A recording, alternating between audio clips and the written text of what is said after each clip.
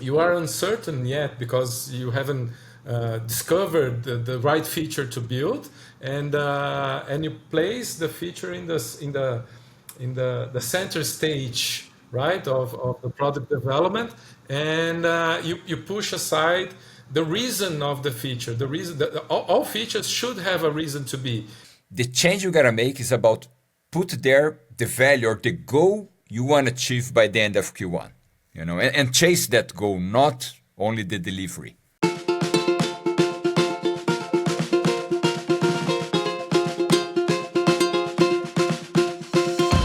Hello, everyone. This is Product Chronicles, the Brazilian way, and I'm Joca. I'm Fabio, drinking my coffee. I'm Paulo Caroli, without a coffee.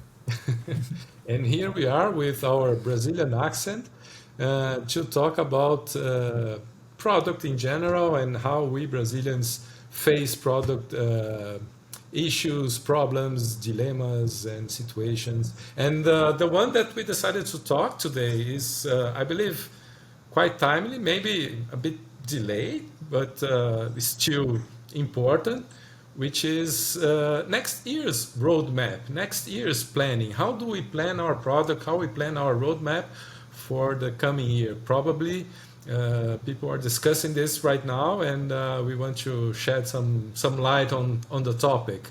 So, Paulo, Fabio, any initial insights to give? I was almost laughing here. Ho, ho, ho, it's that time of the year. It's just a time of panic and people running in circles with their clothes on fire, right? Like, oh, we need a roadmap. And then everybody realizes that they need to build things. And I would say that the first thing that we can talk about is a roadmap can have several definitions. I'm not going to be pretentious, and tell people that we know what a roadmap is, but rather I would ask you guys, what do you call a roadmap exactly? What is in that document and what is not in that document, in your point of view? Good question, right? Because now we gotta clarify a lot of terms, right? Because for some people, you say the word roadmap and they connect it to a product backlog. They connect your release plan. Other people connect your rolling roadmap. Other people connect to OKR. Other to vision and objectives. It's a quite dense topic. You Uh, forgot the Gantt charts.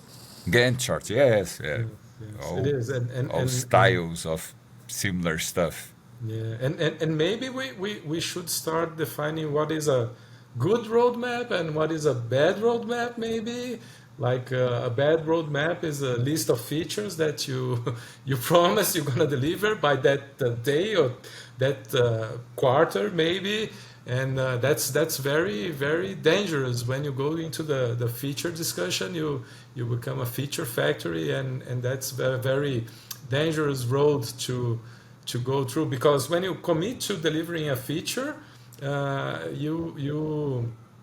you are uncertain yet because you haven't discovered the right feature to build, and you place the feature in the center stage, right, of the product development, and you push aside the reason of the feature. The reason that all features should have a reason to be, and the main reason of a feature, of existence of a feature, should be the objective that we should achieve with that feature, basically.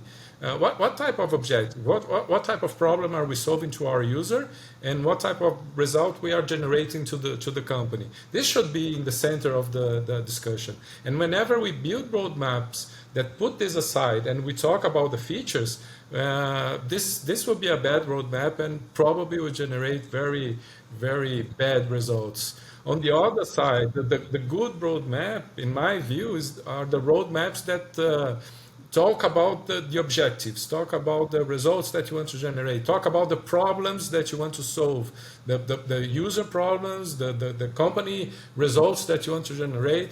This would be the best way to discuss. And when you talk about prioritization of problems, is way more to the point, and will help you way more in terms of what to build first, right? Does this definition make sense to you? A good roadmap and a bad roadmap? I, I was thinking about here about the semantics of the word, right? Because two things come to my mind, right? Once you say roadmap, one thing that comes to my mind is a sequence. It's a roadmap. It's a sequence of stuff. And if it is a sequence of stuff, uh, that brings to the conversation of what stuff, what are the items that goes in there. Joca said very clearly, a bad thing for digital products is to have a roadmap of features because it's a feature factor. Maybe you don't reach anything with those features, right? So for a good roadmap, it's a prioritized list or a path, don't know, like something, one thing after the other, but not feature. More like objectives. You're reaching an objective, you know. Yeah, that's the thing. Why do you use a roadmap for? Because you want to get to a certain city, and then you buy a roadmap, and then you open it, and then you realize, okay, I have to take the I-4, and now I have to take the 10 north, and then you get to where you want to go, right? So I believe that people kind of confuses that with the road with the destination, right? They believe that the road is actually the destination, but it's just a road. So what I like to use as an illustration is that, okay, first thing, where do you want to go? What city do you want to go? And okay, I want to get here. What is this here? Could be some numeric goals, something that you can measure. Maybe I want to have 100,000 customers, things like that. I don't know. I'd rather use numbers if I can. But sometimes it's just like, oh, I want to have this built. Okay, fair enough. That could also be a roadmap if you're building your technology from scratch. So maybe the first thing is the thing needs to be deployed, then I'll get to my first customer, right? But you need those goals set before because then you know the destination. Now I'm going to take a look at where I am exactly. Okay, I'm here.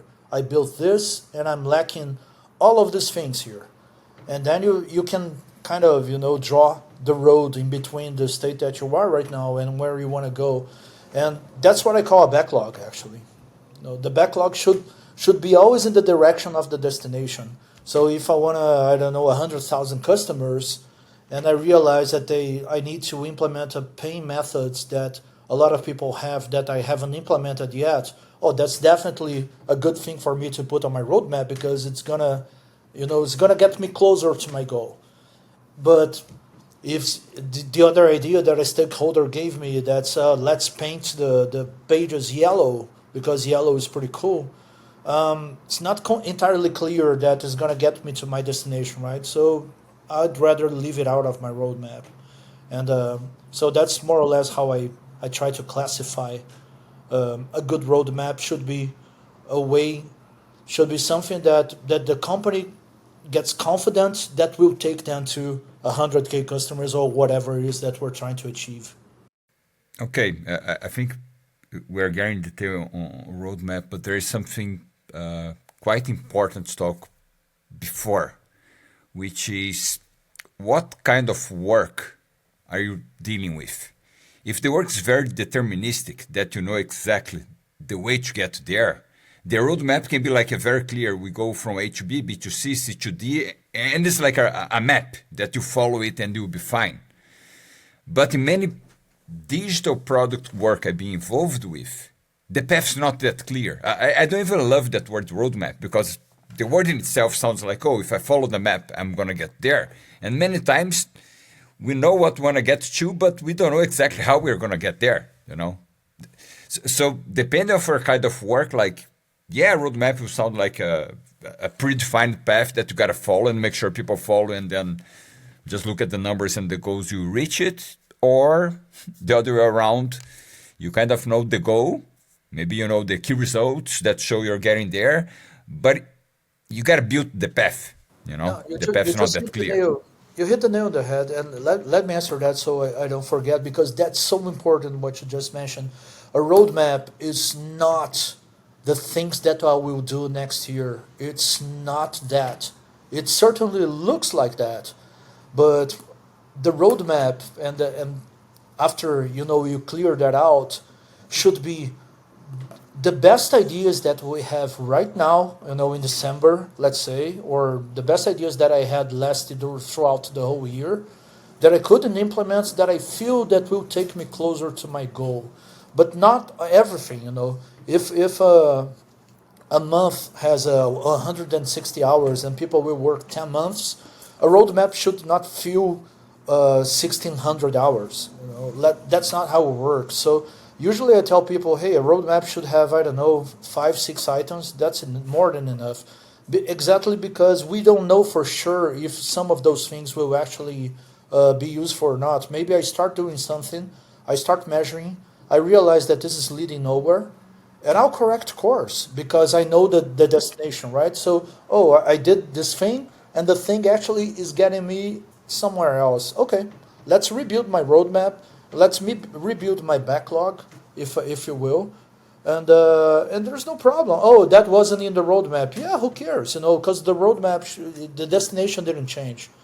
So the roadmap is just maybe a time capsule. It's a freeze frame of the best ideas that we have right now, and that's awfully fuzzy for a lot of people that are addicted to planning, and that's very important for people to understand. That when you're not talking about project, you start talking about product.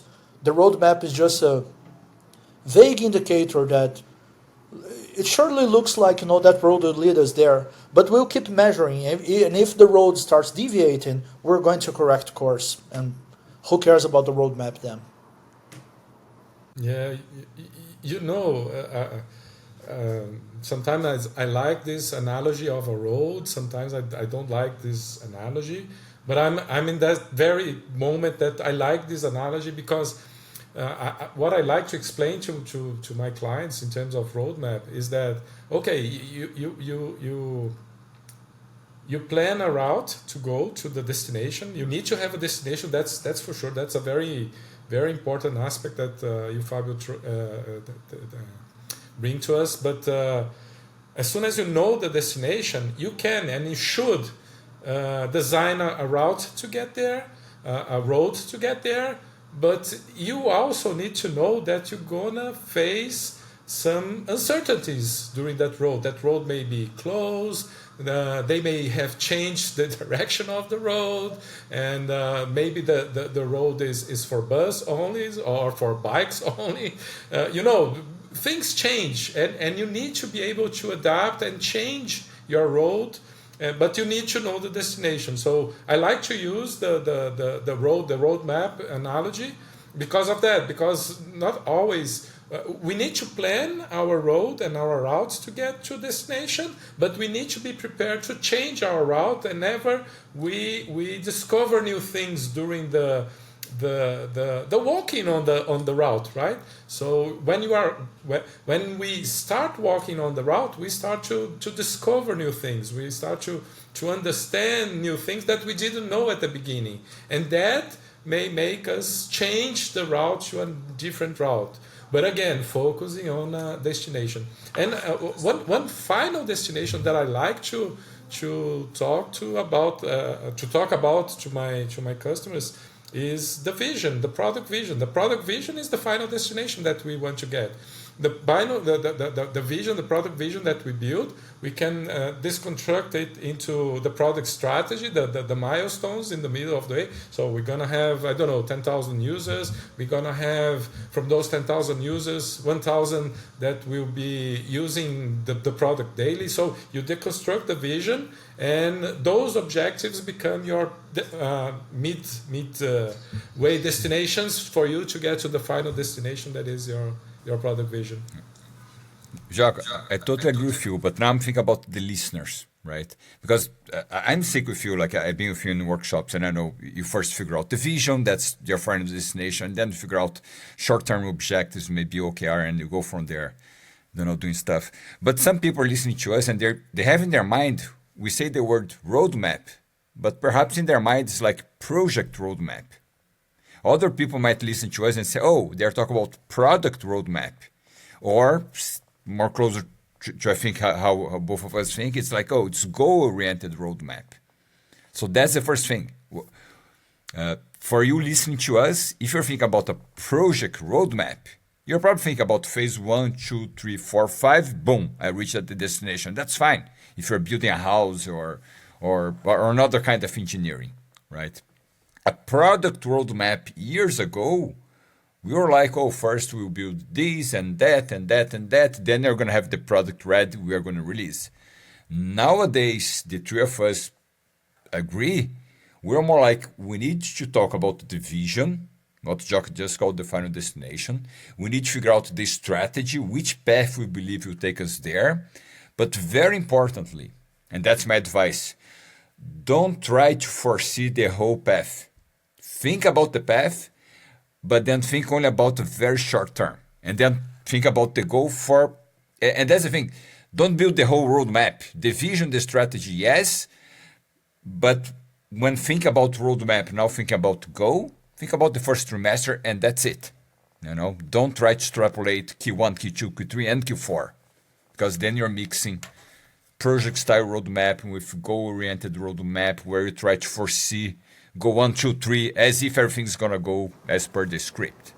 Yeah, but let me add to that advice. And now I'm just being mindful of all of the people that they actually their bosses demand a Q1 to K4, a Q4 kind of thing. What I In usually order tell to them give is, them okay, money, in order to give them money in the budget, yeah, You, exactly. you want But money, you want your team, you need to give me the you roadmap for have the to whole year. tell us what you're going to be doing. So what I tell those people is that, okay, Q1, be very, very, very sure that you're going to deliver whatever you promise on Q1, because now it's November, December, whatever, so you kind of know already. That's easy enough. Q2 are the two or three things that you believe that are really cool right after, the things that you have on your plate right now.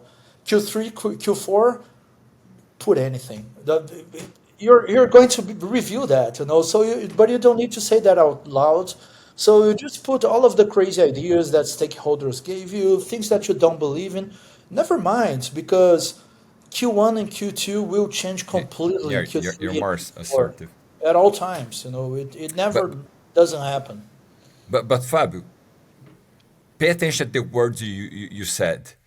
Uh, Put on the roadmap the things you're gonna deliver.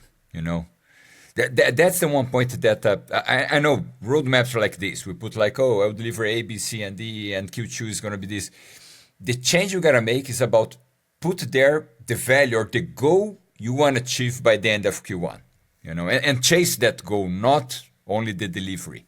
I know it's easier said than done because in a lot of traditional organizations, they want to see, tell me exactly what you're building. I completely agree. I was just mentioning like the deliver part for Q1 specifically because that's probably things that are already in the Yeah. oven, at this point. But you're completely right. But if I can add to that, that's it's difficult to change from a feature deliver type of roadmap to a goal oriented type of roadmap. This is what we call a transformation. A transformation is basically this: we're gonna transform from a project type of work to a product oriented type of work, and it's quite difficult to do. And my recommendation is, okay, if the company you are in demands you to have a feature roadmap, okay, that's a fact of life. That's where you are today. But what you can do to help transform this into a more product type of organization is, okay, present the features that you plan to deliver Q1, maybe Q2, maybe Q3 and Q4, but put together with those features the reason to be of those features, the objective that you want to achieve, the problem that you are trying to solve, and the result that you're trying to generate to the company. Because if you start to put that there, you start to educate your audience, your stakeholders, in terms of, listen, this is the feature that we want to deliver, but we want to deliver this in order to solve this particular user problem, in order to generate this particular company result. And then you start to educate the company that you are not there to build features, but you build features to solve customer problems and to generate results to the company. And then you should start to change your narrative. Instead of starting talking about the features, start talking. Whoa, in the next quarter, we're gonna solve this problem for the user because this will generate this result to the company. And in order to do that, we're gonna deliver this feature. And maybe if this feature doesn't work out, we're gonna try out this other feature and this other feature. So this is a way for the audience to start to change from a project mode to a product oriented mode. I can actually mention an example, and you tell me that's if that's a valid example, Joca. But it reminded me of work that I did, and the company wanted growth for the next year, right? So they just wanted to grow their customer base, maybe double it. I can't remember the numbers anymore, but the first item on the roadmap was improve login conversion, because we realized that during the login, just like sign up or sign in, we're losing a lot of customers there for some reason, and I didn't even know exactly what was going on. I could see that in my backlog we had a few ideas to test things out, so we just put that, and we did exactly what you said. They said, oh, why log in right now? Because the first thing for us to achieve more customers is to have them signed up on our database. That's the first thing. Oh, but I believe that they're exiting the product because we're not providing functionality XYZ, right? I said, yeah, after they log in, they will see that. But before, if they don't even log in, like there's no point in even discussing all the rest. So that was the item on my backlog, and I was justifying that. Yeah, it's not that I want, I'm particularly keen on messing with logins. It's not really a sexy thing to put my hands on, but it's the most important thing right now. And so I put it there, and we started the year like the login conversion was 15%. We got it all the way to almost 50%. Wow, wow, that's a huge improvement. So, and we could see, the growth in numbers on the customer base, like, and people were like, yeah, that was a good approach. And then we put other things after logging in, things that could offer the user. Do you Yeah, believe that that's an example of what you just said? definitely, definitely, definitely. Definitely. You need to have the goal clear, and having the goal clear helps you to pick up To make the decisions. right Yeah. delivery. Yeah. Yeah, I have an example. In fact, I put on my book Timo Care, a client I work with. But before that example, Joca, what I do on my clients, I'm trying to use the word roadmap more goal oriented, and then I use backlog for the features. That's what I'm using. So, and the tool set I use, I don't use the same tool for both. That's another problem. Let's say you use Jira for both, you get confused. So I use one tool for one thing and another tool for another. And maybe the roadmap only stay on PowerPoint, for example, in My purpose. roadmap is a PowerPoint, exactly. I Yeah, was going to mention you that. know, uh, the backlog is more difficult because those are in the tool and it's traceable and it's difficult to throw away and put another one. Roadmap I prefer a lighter tool. Okay, let me give you one real example that happened with me, and they even put on the Timo Care book. So I was working with a client, and then we had that client worked specifically on the checkout. Okay, it was one of those teams that took care of one specific uh, path of the journey of the customer, this checkout, and then there were a lot of abandoned shopping carts. And then we had the goal for the first quarter, which was to reduce the number from whatever, X to X minus something percentage. And the first attempt was to add extra payment methods. And guess what? It didn't reduce, you know? And they added the first extra payment method, saying, oh, if we add this, it's going to improve. Didn't change anything. Instead of continuing adding more, the other initiative, the other feature they tried was the gas checkout, and that reduced a lot. So that's the idea. It was not on the roadmap add payment method to checkout. On the roadmap was by March we have reduced the number of abandoned shopping carts by X percentage. And then on the backlog we added and removed features and user stories to handle that. And in fact, the guest checkout was so successful that we didn't build any other stuff, and the team was handling something else later. Yeah. But this brings another topic to the discussion is I know we are talking about goals and objectives, but this is very dependent on your delivery capacity. And let me explain you why. You have an objective to the end of the quarter, and say your delivery capacity is like delivering one feature or one change in the product every month. You're gonna have only two shots in the quarter to do. So your delivery pace, your ability to deliver early and frequently is very, very important. If you don't have this principle, you don't have this ability in your team, it will be very difficult for you to run an objective oriented type of roadmap.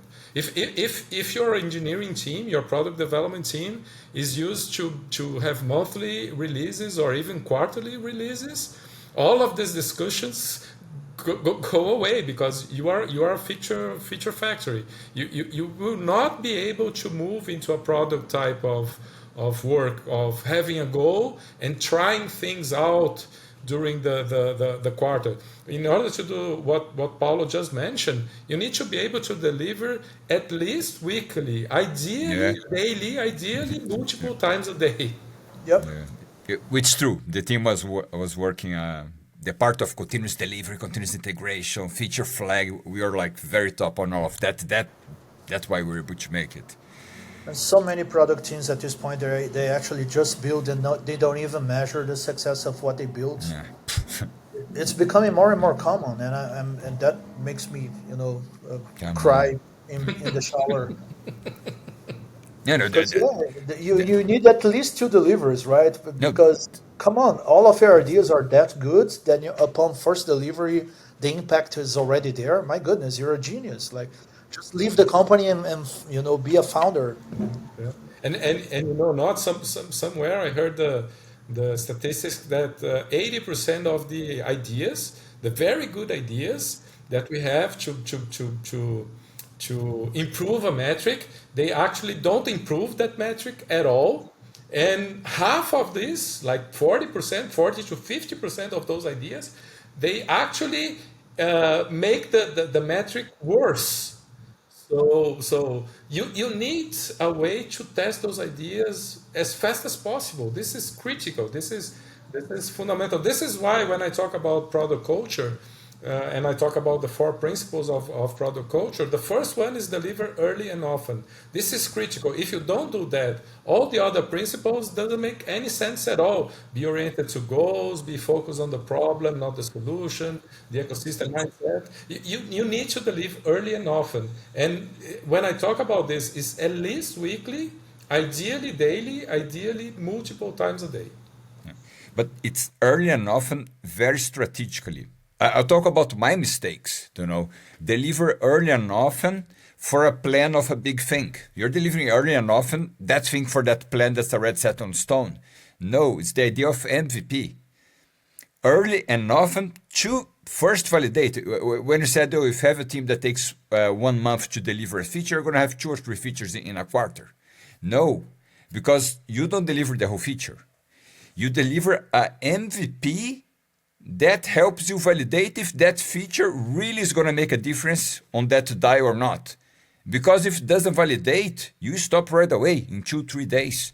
You don't deliver you only deliver the whole feature because you had run experiments, A/B test, MVP, prototype, call it whatever you want. You validated that by continuing work on this feature for a month, I'm changing the results. You cannot go only with 3 shots to change the result. It's not What we're, fair. what we're talking about here is that the ones that decide if an idea is good or not are the users out there. Yes, It's not going to be your boss or yourself. exactly. So an idea is only good after it gets delivered, never before. When people sometimes I repeat that people are like, "Oh, do you think that's a good idea?" And I usually say that's irrelevant. What I think, you know, Yeah. I just And want to launch it and let's see. I'll tell more. It's not because you have written a really beautiful PRD that's gonna be successful. I'm sorry to know, like you can write the best PRD with the best business case. I only know it's successful after the users are using it and recommending to their colleagues. Yeah. You know, one thing that I used to say also, you know, the best discovery method that I know, it's called delivery. Delivery. Put the feature, the idea in Yeah. front of real users, and then you're gonna have the best feedback ever. And you know if you are in the right direction or not. That's the way to go. So, guys, why don't we give like hard, practical advice for the PMs out there that are struggling to build the roadmaps? You know, what should they do? So build a Don't create a roadmap. roadmap. Don't commit to a roadmap. Actually build a roadmap of goals, not a roadmap of features. A roadmap of problems to solve and goals to achieve, and deliver early and often. Because if you have a goals-oriented roadmap and you deliver things like every month or every quarter, that won't work at all. You need to be delivering every week, ideally every day, ideally multiple times a day. There's one thing that I usually advise also people to do that's kind of educational, which is gather all that was promised last year, you know, and start a roadmap telling people, okay, here are the promises and here are all the things that we didn't do this year. Because usually it's 8-20, right? Usually it's like 80% of the promises haven't been done at all. So that's the first thing that I like people to open their roadmap presentation with that, because then you can actually assess if out of those 80% of things that haven't been done, which ones are, you know, still worth doing. Then you can start your roadmap with those. But also you're already educating your audience that, you know, I'm not going to overpromise here because, you know, at the end of the year we're not going to have it. So I would rather, you know, just put one or two topics here. And uh, and another advice is try to organize now, next, later. A lot of people don't know the now, next, later, you know, kind of way of organizing roadmap. And I find it pretty useful and better than Q1, Q2, Q3, Q4. It's just that I realized that the way that I described the Q1, Q2, blah, blah, blah, I was actually talking about the now, next, later, right? So now would be Q1, next Q2, and later Q3 and Q4, which you're going to review anyways, you know, and maybe Yeah. you're never going to Yeah. get there. Don't waste your time on the later. Exactly. Write it down because it's important for someone. So someone look, oh, it's there, but don't waste your time there. And And there's actually you talking about waste of time. You don't need to stop engineering to estimate. Please, guys, oh don't no, no, no, no, please, no, roadmap. My don't, goodness, how many don't. people do that? Don't do it. Like it's work with averages. You know, averages are your friend here, and I can tell you, just like Joca was saying. Oh, if you deliver once a month, you have like two shots, you know, into months, and that's it. So I would say I was thinking like this, you can easily or comfortably say that, well, in a quarter, I can deliver maybe three and maximum four things. I would say that two things per quarter is more than enough, and you probably won't be able to deliver more than this. And I'm talking about, you know, a squad quarter, right? You're talking, If yeah, you, on a team if you level. have like 20 squads, okay, multiply that per 20. But one squad will probably be able Not, to do not really one. easy there. Okay, okay, 10, 10, 10. But no, you're right. You're completely right. If you have 20 squads, actually you're screwed. Like your organization is too large, but and then it's a whole other ball game. But if you have a squad, you know, and they can deliver one to two things a quarter, that's more than good enough. Don't promise more than this, because that will mean that people are they like to I don't know, build a roadmap for nothing, and it doesn't matter if you sit down with engineering and you say no, but this is very fast because things will how can you say that they will they will go towards their average, you know. So it doesn't matter if there's one very fast thing because there will be another very slow thing to develop at the same. So, you know, just work with averages.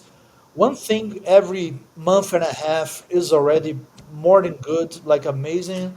You're not over promising. Try to stick with that. Like, and please do not stop your CTO or engineering team to estimate initiatives. That's a complete waste of time, like 100% waste of time. Adds zero value to the process. That's my harsh take. I'll give you an even more harsh advice here. Throw away your current backlog. Start from there. You start with a clean piece of paper. In fact, not even clean piece of paper. Invite the whole team or the organization to off-site. Throw away the old backlog.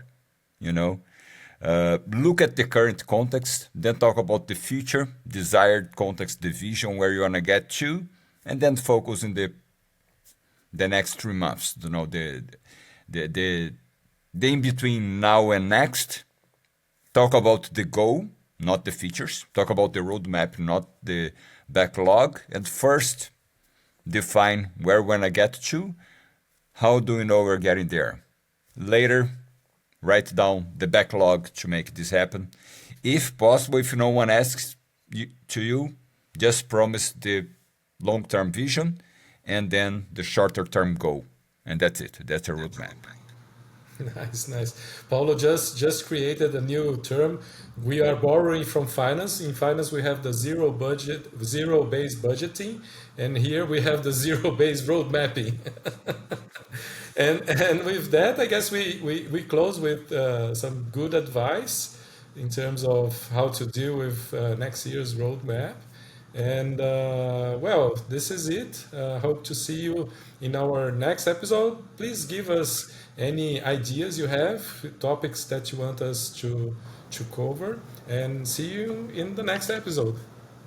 See Bye you. bye.